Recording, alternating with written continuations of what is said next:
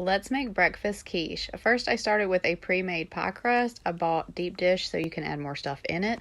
Also, you know, if I'm cooking breakfast, we gotta have some mandatory mimosas. First, you're gonna start by sauteing onions in some olive oil. And once they're translucent, add your garlic. Saute the garlic around, and then I bought this pre-made sausage and bacon Jimmy Dean fully cooked, whatever. I feel like that's way more efficient. So I'm gonna mix that with the onion and garlic. Also gonna chop up some broccoli. Saute your broccoli with all of your meat, and then I had these mushrooms in the fridge, so we're gonna chop those up.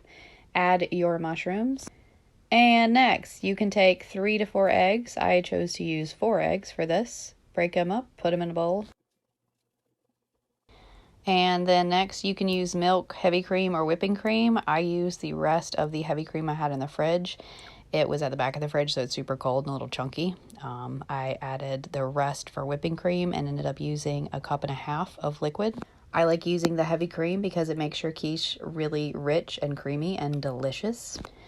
Add your creams to your eggs, whip everything together. Make sure you add seasoning. I used a little bit of cayenne for some spice, salt and pepper, of course, onion powder, garlic powder.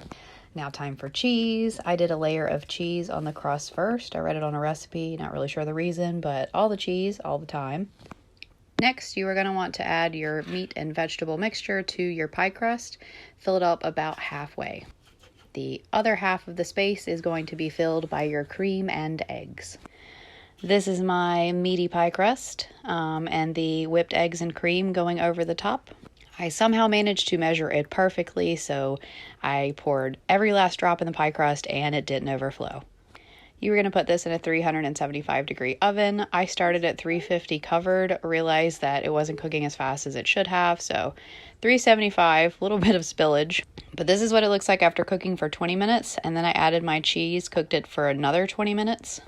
It passed the toothpick test, but I feel like it wasn't as cooked as it should have been. This is what it looks like the first time we cut it. Obviously, it's fine to eat and it's delicious, but I cooked it for 10-15 more minutes. Looks like this. I think if you cook it for 375 for 40 minutes total, you'll be Gucci. Anyway, like and follow for more. Thank you.